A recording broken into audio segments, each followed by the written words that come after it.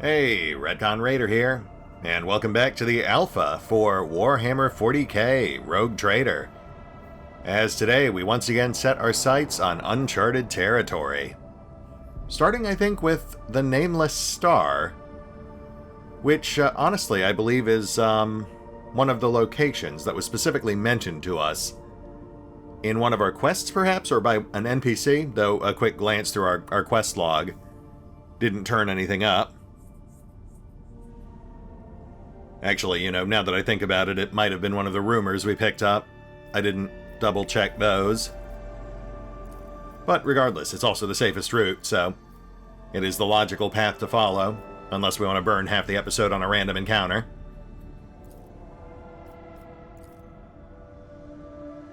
The warp jump went smoothly enough, although many crew members reported strange incidents while they were asleep. They sensed someone approaching them and laying a hand on their forehead. Then the hand seemed to pass through their skin, through their skull, and with tender motions sorted their jumbled thoughts into some sort of order. Oh, interesting.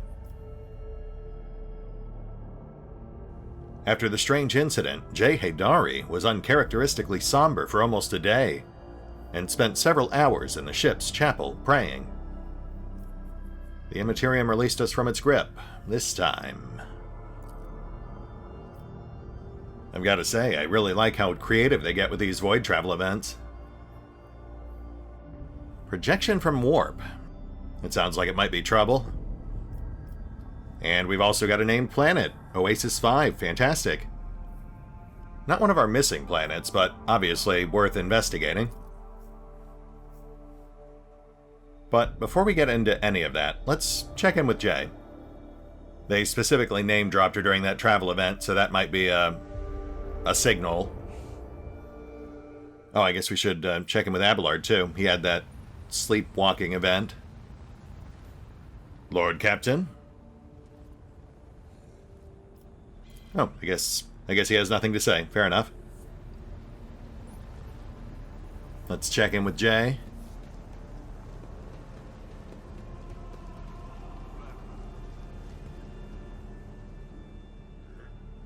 And nothing else here.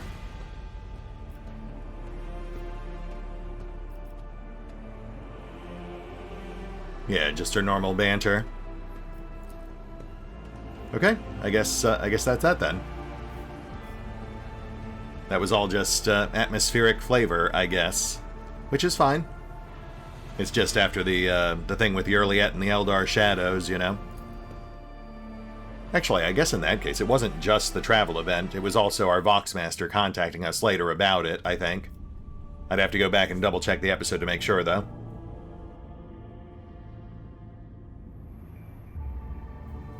As soon as the Rogue Trader's ship approaches the unidentified celestial body, machine spirits become frantic on every deck, from the captain's bridge to the cargo holds. Engines uncooperative, the void ship is hurtling towards the exact epicenter of the anomaly, like an arrow towards a bullseye. As the Rogue Trader awakes from uneasy dreams on a stiff cardboard mat, he is overcome with an odd feeling of unease. He is surrounded by darkness and body odor. Someone elbows him under the ribs and grabs him by the collar, mouthing abuse. It's a guard patrolling the void ship, and she's clearly displeased. Okay, well, given that we're probably trapped in a dream of some sort, I'm going to guess trying to reason our way out of it's not going to work. You wrestle out of the guard's grip with ease, punch the woman in the nose, turn around, and flee into the darkness of unknown corridors. After another of the many turns while checking to see if you're being chased, you notice a sign on the wall with the chamber number, Theta 54, the lower decks. Right, they did mention that the further down in the decks we got, the more of a mythical being I would be. The less people would be familiar with my face, or name. So in theory, people down here might not even know who we are. We'll go for the auto success. For several ship days, you've been observing the guards during shift change. The way they leave their posts, go to the mess, take over from each other, play regicide, and return from drinking parties. On the fourth day, during shift change, you sneak into their small room and find a Vox transmitter someone left behind. Upon hearing your voice, the Voxmaster gives praise to the Emperor of Humanity. Vigdis explains that you've been trapped in an anomaly that's making the people on the ship inexplicably trade places. A rescue squad was dispatched at once to search for the Lord Captain, but you beat them to it and contacted Vigdis yourself. You've had to wait several more ship cycles as your escort squad was making its way down from the uppermost decks to the very bottom. Informed about a high-ranking guest, the overseers of Theta 54 have tried to brighten your stay with passable food, a soft bed, and even warm water, a privilege that rules don't accord to the locals. All's well that ends well. You're at the helm again, continuing your journey through the Coronis Expanse. Long live Rogue Trader von Valancius! And I guess that's it. Huh. Well, that was fascinating, but at the same time, I'm not sure it really accomplished much of anything. No, that's not true. We did walk away with like 30 XP, I guess. And an interesting story. So I guess that's good enough. Yet more provisions. I guess we'll take those. Though we are starting to run a bit light on mobile extractiums. Cradle of Khepri's right next to Footfall, I think, so that'll give us a chance to restock.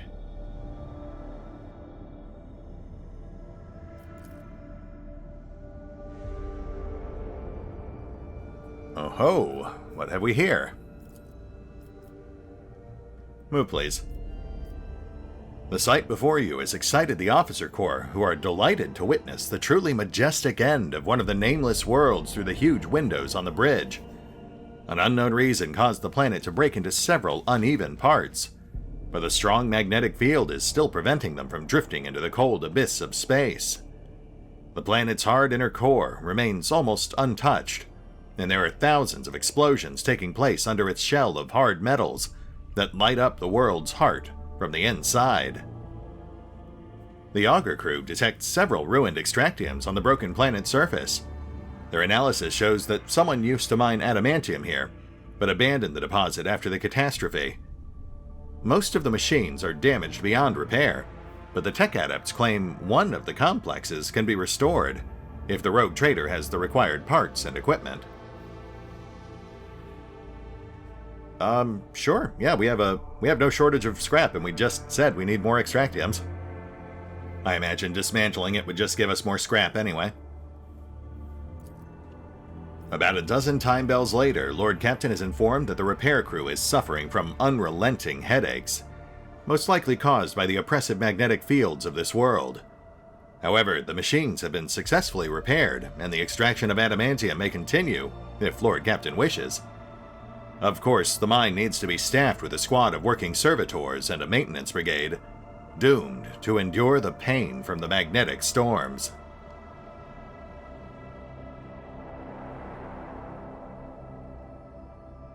Yeah, I guess I feel kind of bad about that. And we do need that extractium. Maybe if they told us how much adamantium we would be getting out of it, I'd consider the trade-off, but no, we'll just take the extractium. I do miss the result tooltips that we get in Wrath, the ones that actually tell you what the consequences of your choices will be. Oh, can we still just do it?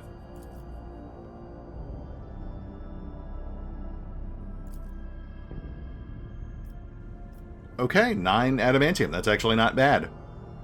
And this way, I guess we still spent the extractium, and we spared ourselves whatever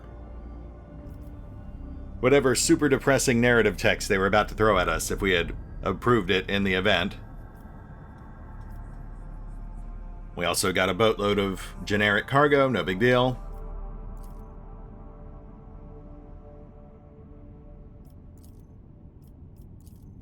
Oh, and we now have enough adamantium to do this order. Race to the top. The hive world of Forlink seeks to undermine the influence of the subsector's capital planet. The governor's agents seek rare and valuable minerals that will help Forlink's industries to grow and prosper. So I will interpret that as us essentially just selling off the mining rights to the adamantium we just discovered. So now it's someone else's problem.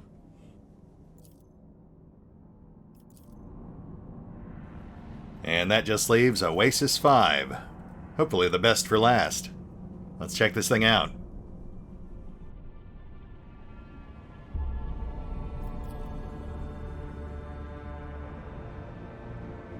And there we go, deployment zone.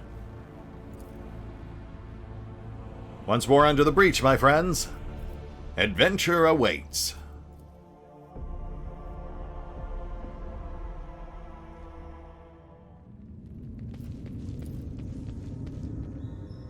It looks like the bunker still has a working generator. Interesting, interesting.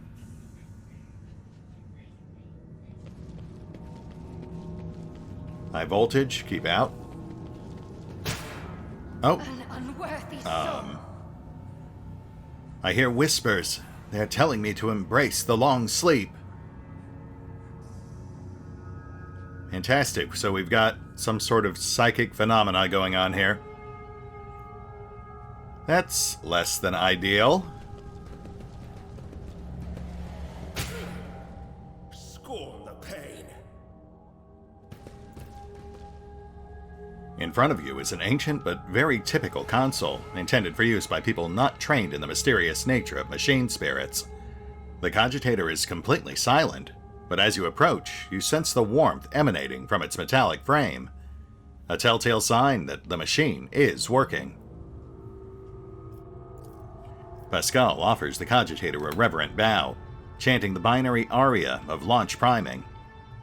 The spirit of this machine embodies resilience and indomitability. In this den of decay and entropy, still does it reign over this place. Life support status? Water supply system failed. Reason unknown. Temperature and humidity control system failed. Reason unknown. Energy regulation system unknown error. Warning, backup generator connected.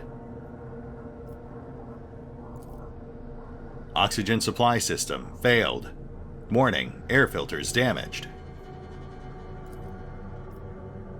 Automated defense systems disabled.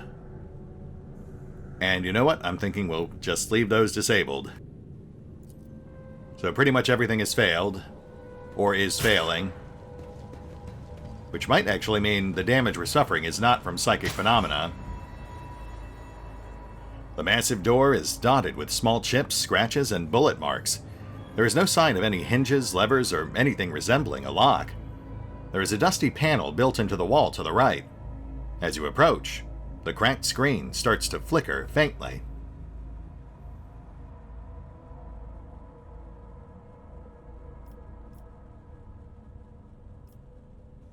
Auto success either way, we'll save the melt-to-charge.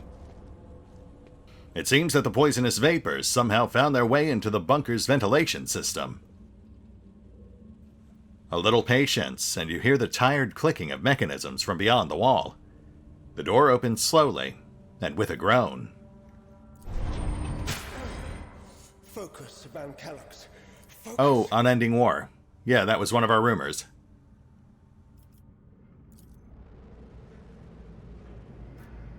Which is now resolved?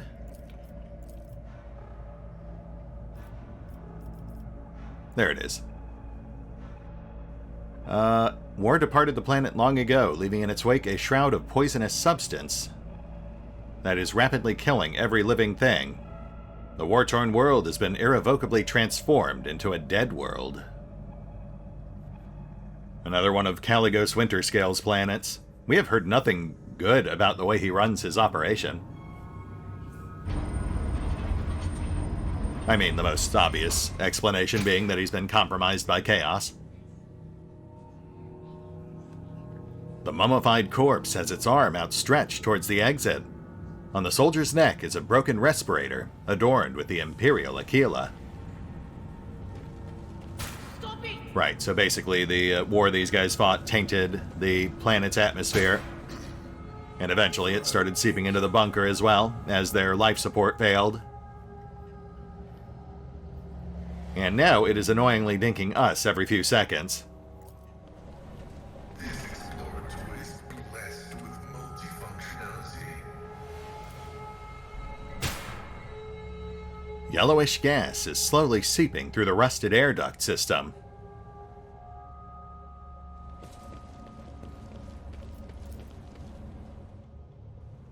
Corrosion was merciless to these old Imperial bayonets, chainswords, and lasguns.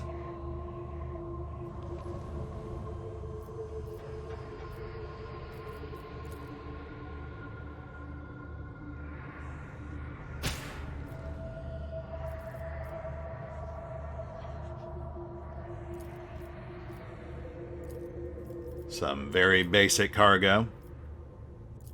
The medkits will come in handy.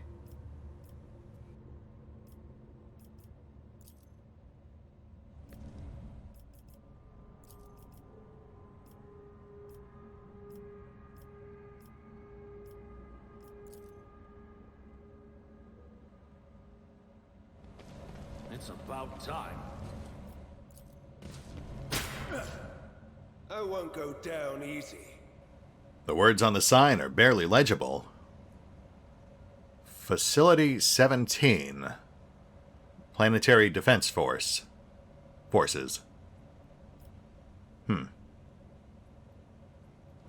I love the atmospheric track in here. The atmosphere in general is pretty great. I just wish they had a better way to handle the poison damage. A decontamination shower, a rare sight for regular planetary forces. Its purpose is to eliminate harmful agents. Oh. Right, my bad, silly me. Not sure what I was expecting there. Fall back now. It does reinforce the idea that this planet's downfall was chemical warfare. Worn signet. A worn golden signet adorned with intricate patterns. Someone deliberately scraped the symbols off the handle. Intriguing. That's a story item. Why would we need that?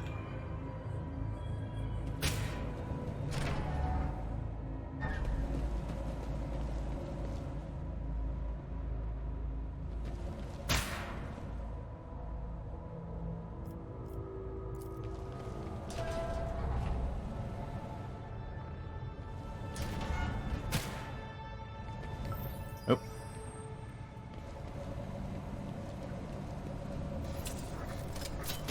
This cannot be. This cannot be. But be it can, my friend. Foxcaster. Can we contact survivors?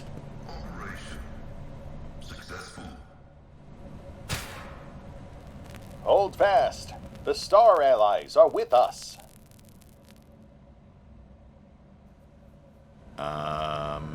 Okay. Well, can't otherwise interact with it. The pain. Insufficient power. But we can still crack the door. Whoops. Wasted a melt-a-charge, accidentally queued them both up. Let's try that again. Deliver us! My success is an irrefutable certainty. And hold.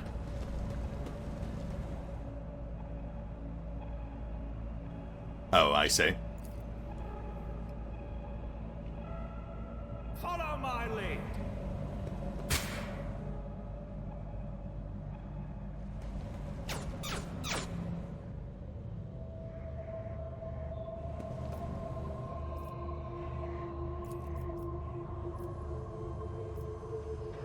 Archaeotech battery.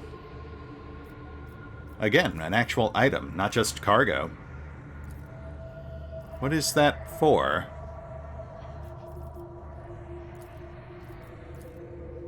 I mean, obviously to repower something, but what?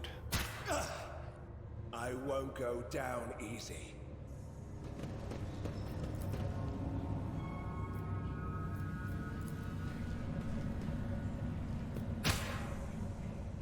A few parchments bearing the Winter Scale seal contain plans for military operations.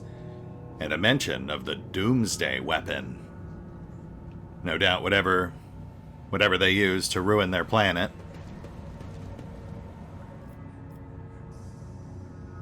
Sword of Onslaught. A unique power sword. Very nice. Though the damage actually looks lower than our chainsword. Let me get a better look at the... Oh, forgot to pick it up.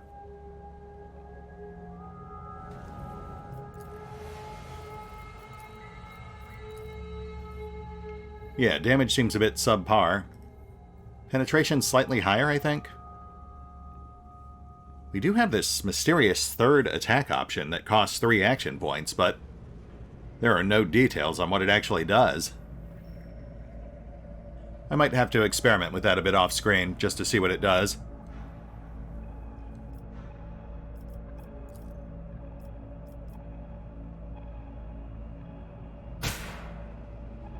Come on. UI's being goofy. But yeah. Lower overall damage, but very slightly higher penetration. Not really worth the trade-off. So ultimately, it really does come down to whatever that mysterious third attack option is.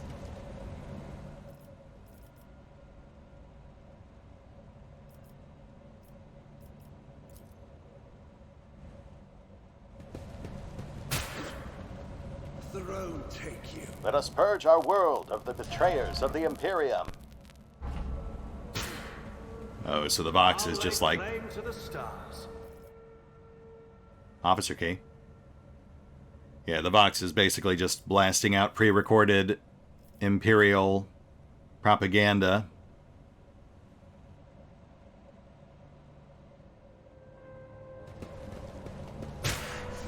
You will pay an even greater price. A rusted reservoir for storing drinking water. It is only half full. A valve is required to regulate the flow.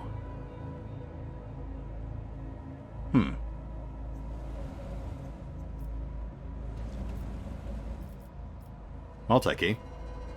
Which we'll use to crack this door.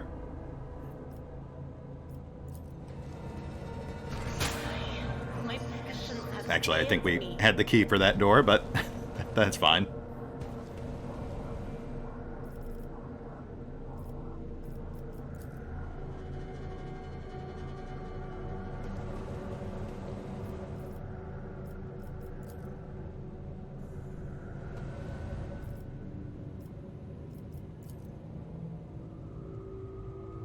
Hey, a valve. How very convenient. Rusted part used by the military in rudimentary life support systems. Ah, so we can use this to hopefully, I guess, shut off the gas? Victory awaits. The Cogitator's panel has dozens of breakers, buttons, handles, switches, and other control mechanisms. I guess we'll recheck the life support. Water supply system failed, reason unknown. Temperature and humidity control system failed, reason unknown. Energy regulation system, unknown error, warning backup generator connected. Oxygen supply system failed, warning air filters damaged. Oh, activate emergency air filters. Warning, request denied. Air duct system malfunction detected. Right.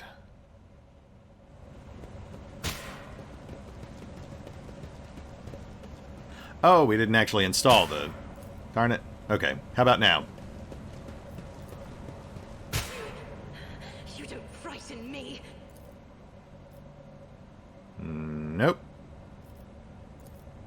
Do I actually have to turn the valve? Do I have to click the valve again?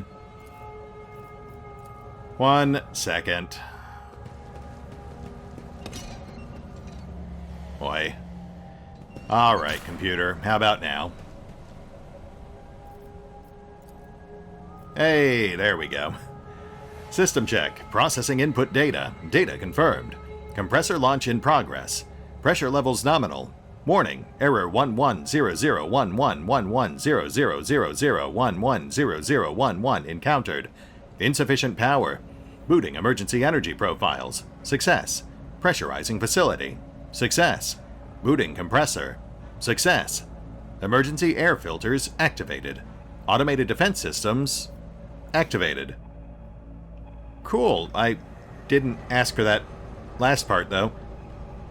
Pascal's Vox hisses mournfully. With your permission, I would extract the command blocks of this noble machine to hold a vigil for its deceased spirit. The Omnissiah preserves the faithful. Yeah, knock yourself out. Though I guess that does mean we're not messing with the water or climate systems or anything. It was really just about fixing the air system.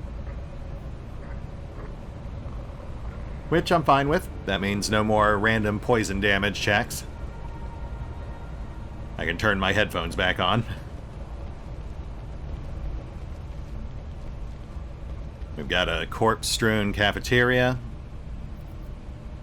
with a warehouse key. Fairly certain we've already been in there.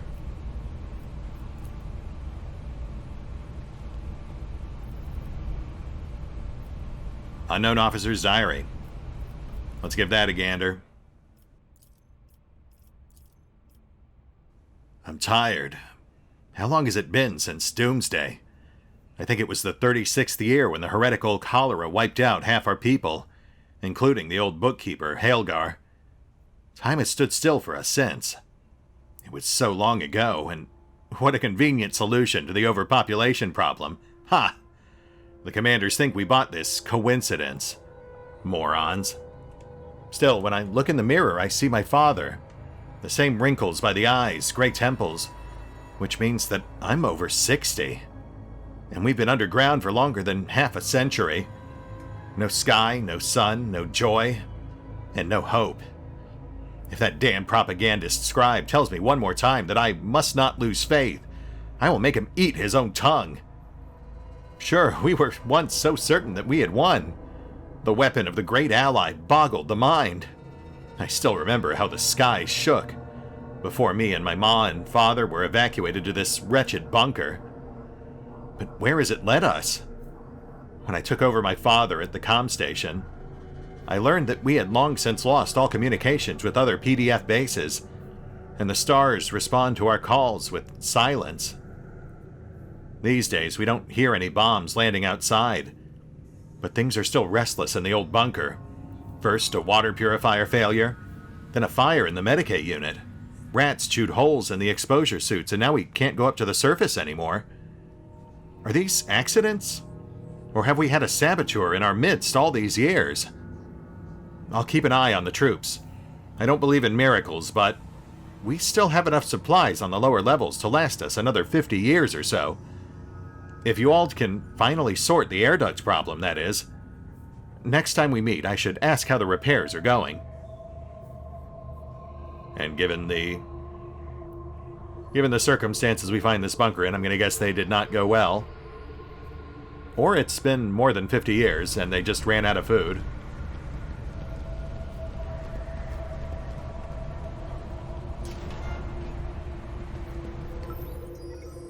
Trap.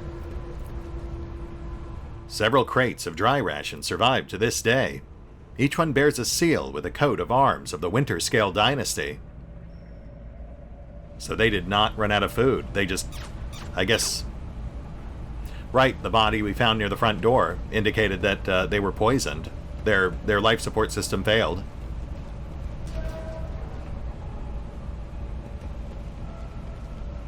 We've got barracks with bodies. Some people died in their sleep, I guess. Decayed scroll.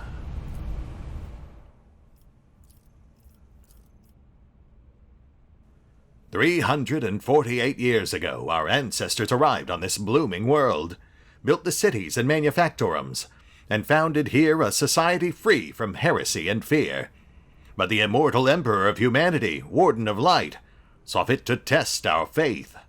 A great war tore open a rift between our ancestors. dividing them into two factions and turning the world into a boundless battlefield. Each day we fought the enemy so that our children could see the dawn of a new era. An era without blood, pain, and tears. Brave people living and dead paved with their bodies the road to our future. And one day, the skies answered our prayers. The great star allies descended from the darkness of the cosmos and bestowed upon our great army the doomsday weapon. And so we brought the righteous anger upon our foes, and ended the centuries-long war, and welcomed the dawn of a new era. The universe will hardly notice our deed, but the God Emperor sees all. We, children of a great nation, must dedicate ourselves to this sacred mission, to survive and revivify this world, as the most beautiful flowers are revivified from ashes. And hence, do not despair, sons and daughters of the Imperium, for our star allies are behind us, and the God of humanity is with us. I know that help is coming, and soon, the skies overhead will shine once more. Yeah, how'd that work out for you? I'm gonna say not great. It's about time.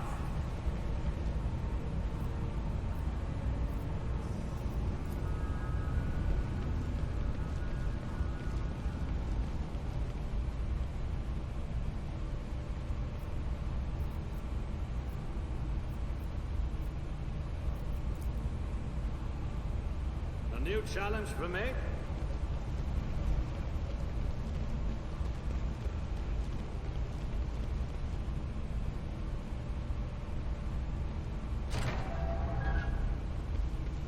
That was easy.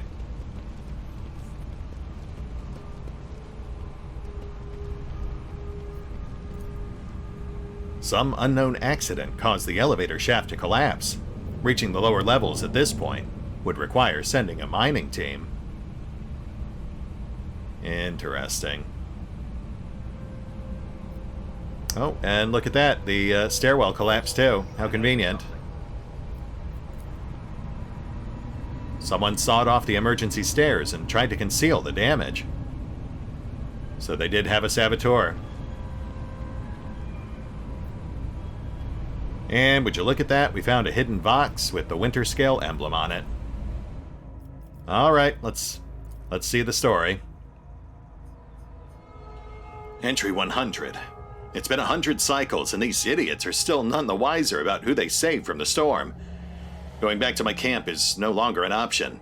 Damn rats chewed through the protective suit, and those piss ants are out of repair materials. Entry 104. There's some decent people here, just civilians like my mother. This one girl, Zimmy, even made a habit of coming by in the after hours. She asked me to teach her the letters, so she can write to her father, who went to the surface 2 turns ago. Foolish child. The war has taken its toll on both sides.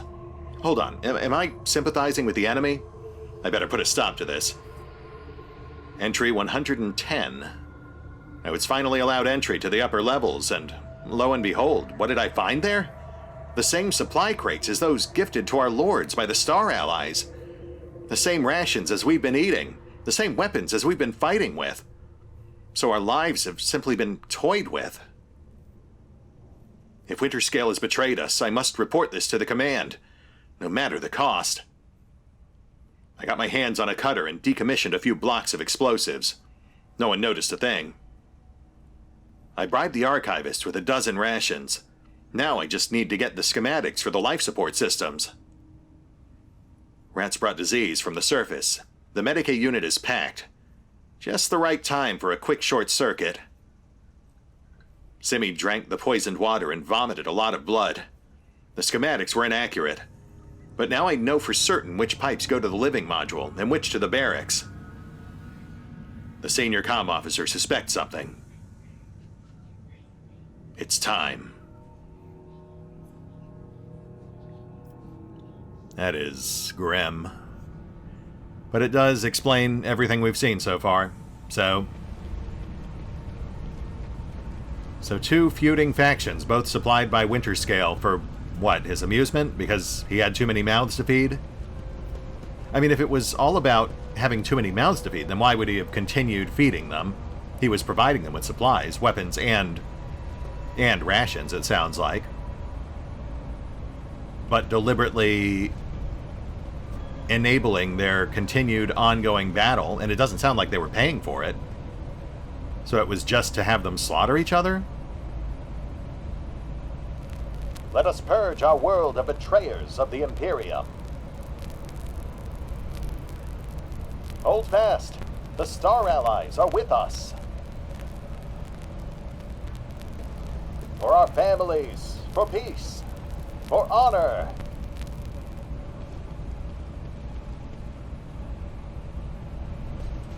Wow, this is messed up, but it does give us an idea of just how depraved Winterscale might be. I mean, the miners on that planet we passed not too long ago, the refugees he just randomly dumped on Foulstone. It really does feel like he's deliberately... Ah, shoot. Okay, so we're back out of the life support area. Fair enough. It's a short jog back to... Ah, yes, the automated defenses. Yes, That did slip my mind. Touché, rogue trader.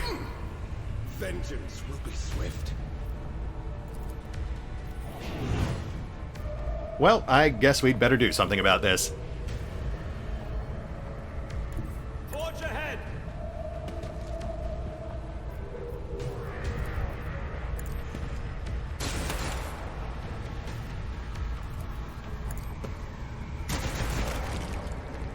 That's one. We're definitely not dropping that other one before it gets a go, though.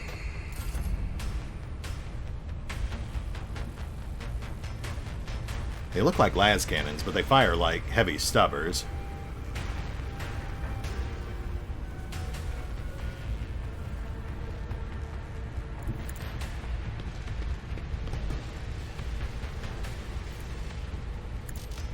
I am really hoping this thing gets penalties at point-blank range.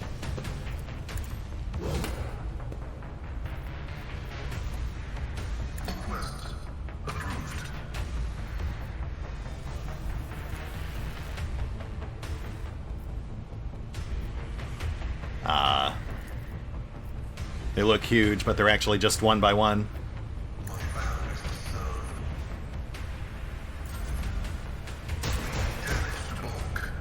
Hey, okay, I'll take that. Now let's whittle the back line.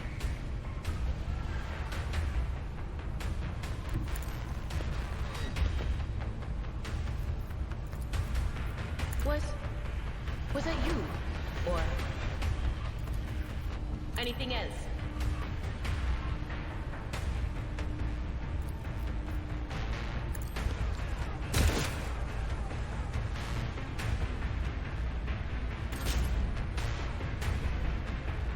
All right, Heinrichs, get in there.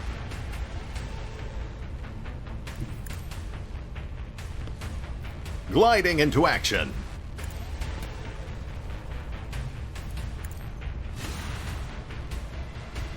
Close, close.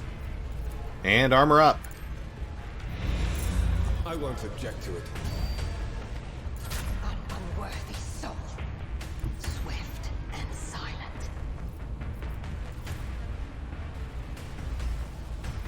Enhanced damage. This tedium is beneath me. And double tap. Nice.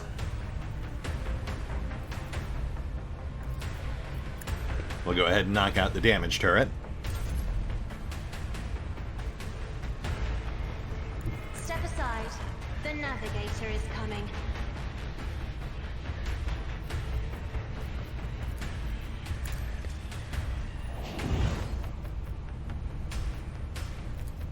Isn't this a job for the serfs?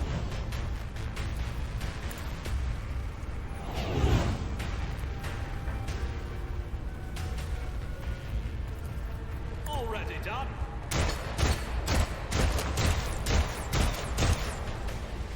And then there was one. Suits my purposes.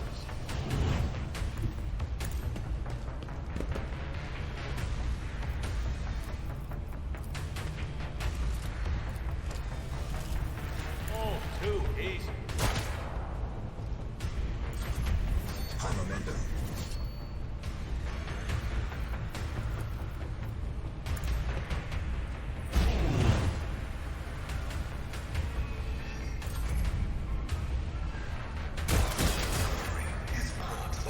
Ah, that's fine.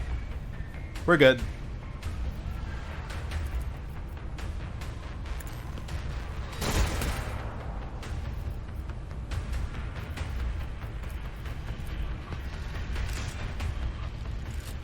I'll bring glory to my bloodline.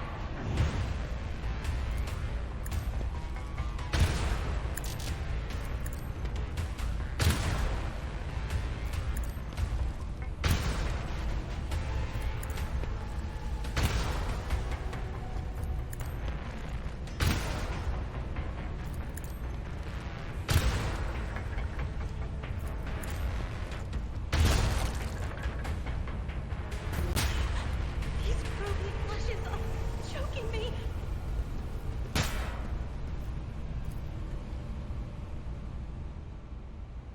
Let's see. Does that open up new options for us?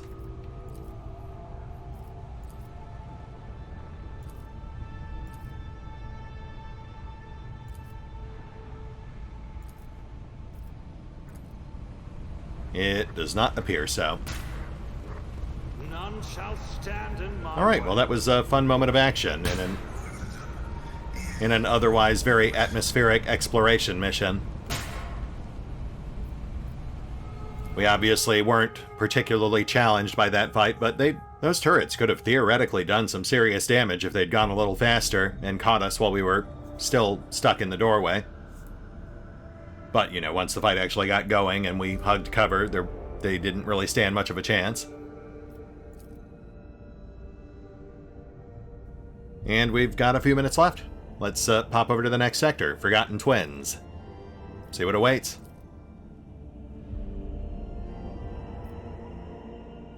Oh, something's happening.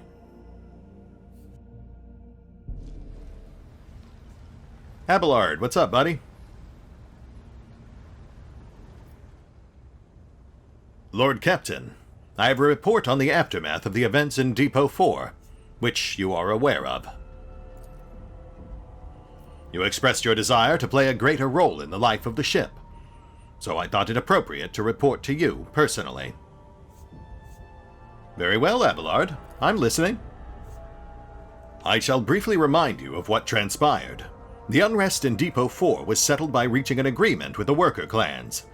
They were tasked with restoring order and personally rooting out traces of heresy in their ranks, if any existed. In exchange, we loosened our grip on the sector and revoked the use of brutal suppression measures. This decision has had a positive outcome. The news quickly spread to the other decks, and your decision was seen as fair. The people's mood has been given a boost, and they are willing to keep working for the good of the ship and the Von Valancius dynasty. I've got to say, Abelard, you seem to be taking this pretty well. You were very heavily invested in sticking to the old methods. As I have said, I overreacted. It was a regrettable outburst unbecoming of a senior officer. But not every old man is beyond teaching, you know. A note of irascibility creeps into Abelard's voice for a second. I have drawn lessons from my lapse, and am conducting myself accordingly. And any news about those pirates you were hunting for? I would have informed you if there had been anything to report. But all is well. A painstaking search uncovered no signs of their presence. It seems the cultist amulet found on the dead body was the only thing they left behind. Thank you, Abelard. I appreciate the report. It is my pleasure to serve, Lord Captain. So all's well that ends well. An actual peaceful resolution for once. That feels like a rarity for this setting. We should savor it while it lasts. I'm sure there's some new nightmare right around the corner. And look at that. Yeah, that gets us to Cradle of Kepri with a much safer route. No route to Palatium Stellos, though.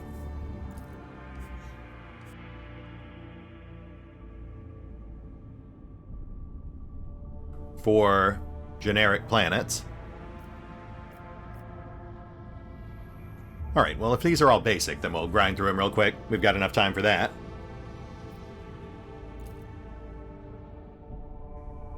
Jungle World.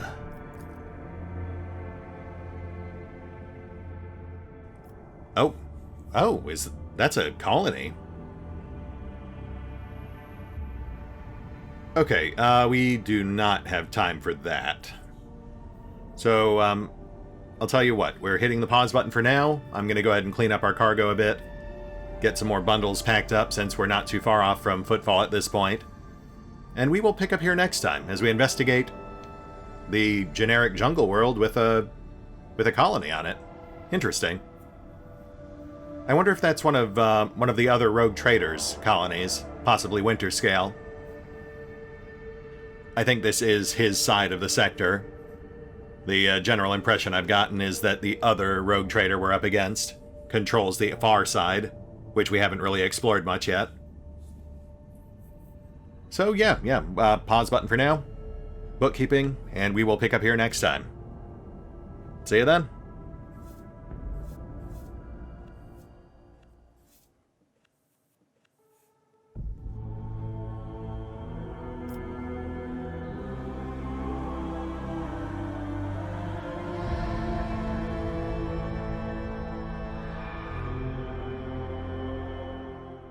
Oh, and special thanks to the Raiders, the fine folks who help make these videos possible, including but not limited to Dragon Matrix 7, Mathew Smith, Revenant, Alois, Drakiith, V23, EgonAlter, Emile, Exsellsior, Gottlieb, James Trimmier, Kazorm, Mark Giemza, Nathan Welch Jr., OverlordPherom, RandomPassrby, RobbyB, Tomasz Piątkowski, Triphoppenskip, and Valinrook.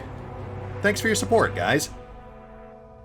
That said, if you'd also like to help support the channel, then feel free to push the buttons that do the things. Trust me, it does make a difference. Or you could even check out the PayPal, the Patreon, the Nexus GG, or the YouTube memberships. Links are in the description.